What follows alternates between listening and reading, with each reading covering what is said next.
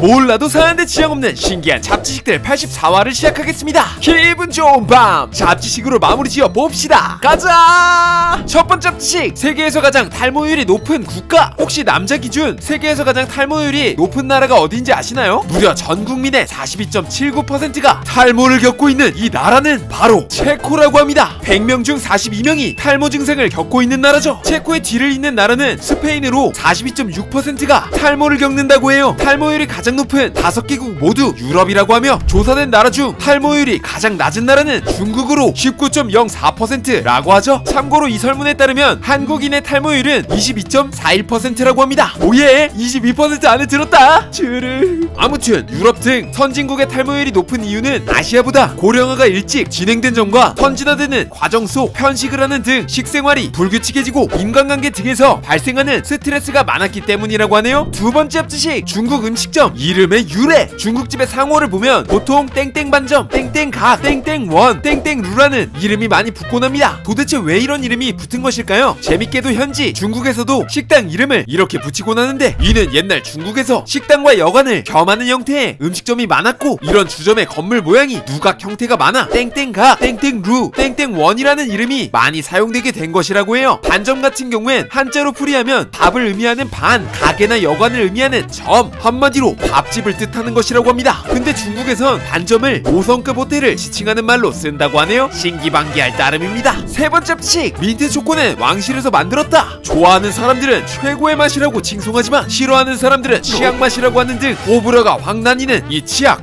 아니 민트 초코. 하지만 이 민트 초코가 공식 왕실의 디저트로 개발된 음식이라는 것을 알고 계시는 분은 많지 않을 것으로 사료됩니다. 때는 1973년에 영국으로 거슬러 올라갑니다. 당시 엘리자베스 2세의 딸인 앤 공주, 그녀의 결혼식이 열릴 때였죠. 그때 결혼식에 쓰일 디저트를 공모하게 됐는데, 마릴린 리케츠라는 사람이 민트 추출액과 초콜릿을 결합하여 아이스크림을 만듭니다. 이것이 바로 민트 로얄, 우리가 알고 있는 민트 초코의 시발점이죠. 물론 이 이전부터 초콜릿과 바카를 섞어 먹는 형태가 있었긴 했지만, 민트 초코를 범세계적으로 알린 사건이 영국 왕실의 디저트 타이틀을 차지하는 것이었기에 이 일이 민트 초코의 시초라고 보는데 이견이 없다고 해요. 아무튼 이 치약, 아니 민트 초코가 영국 왕실로부터 시작된 음식이었다니 참으로 놀라울 따름입니다. 네 번째 잡지식, 백두산 천지에 고여있는 물의 양은? 한라산 백록담을 보면 물이 고여있을 때도 있고 물이 고여있지 않을 때도 참으로 많습니다. 그래서인지 백두산의 천지도 운이 좋아야지만 물이 고여있을 것이라는 편견이 있곤 하죠. 백두산 천지는 백록담과는 조금 많이 다르다고 해요. 왜냐면 엄청나게 많은 물이 담겨있기 때문이죠. 물의 양이 자그마치 19억 5,500만 세제곱미터나 되며, 이는 한반도 전체를 1m로 덮을 정도의 물이라고 합니다. 심지어 평균 깊이는 213.43m, 가장 깊은 곳의 수심은 384m나 된다고 합니다. 한반도 전체를 1m 높이로 덮는 물의 양이라니, 백두산 천지에 물이 고여있는 줄은 알고 있었지만 이 정도인지는 몰랐습니다. 다섯 번째 잡지식, 스스로 젓는 냄비. 냄비로 무언가를 끓였을 때 냄비 바닥에 건더기가 눌러붙었던 경험 한 번쯤은 있으시죠? 그렇다면 이 냄비를 추천드립니다. 끓이기만 하더라도 혼자 휙휙 저어지는 냄비거든요. 이는 끓일 때 발생하는 기포를 한쪽 방향으로 유도해 계속해서 건더기를 젓는 듯한 효과를 만들어내는 것이라고 해요. 물론 스프 같은 음식까지 가능할지는 의문이지만 끓이기만 해도 휙휙 저어지는 냄비라니 참 재미있습니다. 여섯 번째 잡지식, 옥수수의 알은 짝수이다. 옥수수에는 수많은 알갱이가 달려있습니다. 근데 이 알갱이의 수가 항상 짝수라는 것 알고 계셨나요? 세로축으로 8줄, 10줄, 12줄, 14줄, 많게는 22줄까지 무조건 짝수로 생겨난다고 해요. 옥수수 이삭은 소수라고 불리는 작은 꽃이 세포 분열을 통해 항상 쌍으로 생성되기 때문에 옥수수의 알갱이는 무조건 짝수 형태로 생겨나게 되는 것입니다. 물론 가뭄과 같은 열악한 환경 조건을 마주했을 때 간혹 옥수수 알의 개수가 홀수가 되기도 하는데, 이 역시 현미경으로 관찰해보면 알갱이가 있다고 합니다. 수정이 되지 않아 발육이 안 되었을 뿐이죠. 그리고 암꽃 하나가 옥수수 알맹이 1개가 된다고 말씀드렸는데, 이 말인즉슨 옥수수의 알갱이와 옥수수에 나와있는 수염의 개수도 똑같다는 말입니다. 왜냐면 옥수수의 수염은 수정에 필요한 꽃가루가 이동하는 통로로서 알갱이가 생기려면 없어서는 안 될 존재이기 때문이죠. 옥수수 수염 개수랑 알맹이 개수가 똑같다는 거, 그리고 옥수수 알갱이의 개수는 무조건 짝수라는 거, 진짜 신기하지 않나요?